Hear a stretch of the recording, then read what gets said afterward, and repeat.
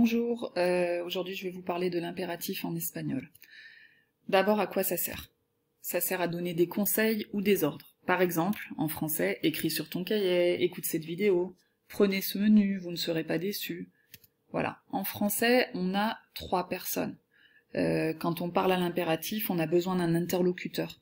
Donc on parle à la deuxième personne, à tu, à nous ou à vous. D'accord?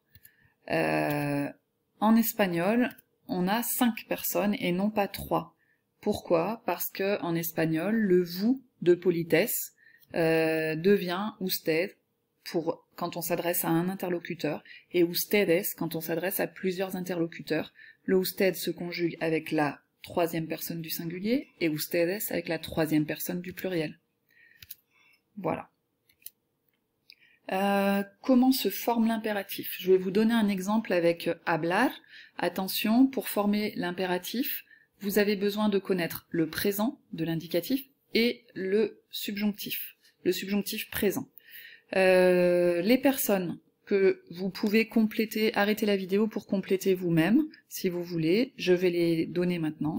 Voilà, on a donc tú, usted, nosotros, vosotros et ustedes. Comment on conjugue hablar au présent à ces personnes? Vous pouvez arrêter la vidéo pour vous entraîner. Je vais mettre la réponse maintenant. Voilà. Et comment on le conjugue au subjonctif? Vous pouvez également arrêter la vidéo puisque je vais vous donner la réponse maintenant. Voilà. À l'impératif, qu'est-ce qui se passe? J'écris maintenant l'impératif du verbe hablar, l'impératif affirmatif. Voilà. Vous pouvez remarquer que on a utilisé le présent et le subjonctif pour le former. Si vous voulez arrêter la vidéo pour rechercher quelle personne est formée avec quel temps, vous pouvez le faire. Maintenant, je vais vous donner le schéma. Pour le tout, c'est la troisième personne du singulier, pour le du présent. Pour le usted, c'est la troisième personne du singulier du subjonctif. Nosotros, c'est la première personne du pluriel du subjonctif. Et ustedes, la troisième du pluriel du subjonctif. Il nous manque le vosotros, la deuxième personne du pluriel. Comment ça marche? En fait, vous prenez l'infinitif du verbe, hablar, vous supprimez le R, et à la place, vous mettez un D. Ça sera la même chose pour tous les verbes, quel que soit leur groupe.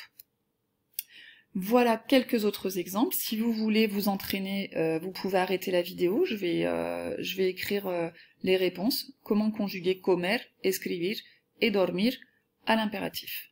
Voilà, vous avez les réponses. On a 8 irréguliers à l'impératif qui sont irréguliers seulement à la deuxième personne du singulier. Alors, vous avez ces 8 verbes-là. Voilà.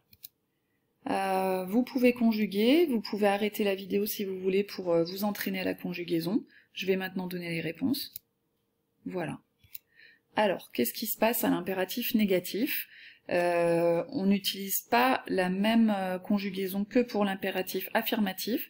On va utiliser le verbe au subjonctif pour toutes les personnes. Et on met no devant. Par exemple, ne mange pas, no comas, ne touchez pas, no toquéis, ne sortez pas, no salga usted, voilà. Allez, je vous laisse faire, à vous. Vous pouvez arrêter la vidéo si vous voulez, parce que là maintenant je vais afficher les réponses. Voilà. Pour terminer, il nous manque l'enclise. Qu'est-ce qui se passe à l'impératif en français comme en espagnol d'ailleurs? Le pronom, quand on en a un, se place après le verbe et il est collé à lui, attaché à lui. En français, vous avez un tiret, en espagnol, on n'a pas de tiret, c'est tout simplement attaché. Pas à l'impératif négatif par contre.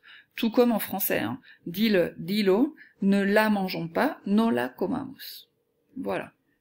Je vous laisse faire. Et je vais afficher les réponses.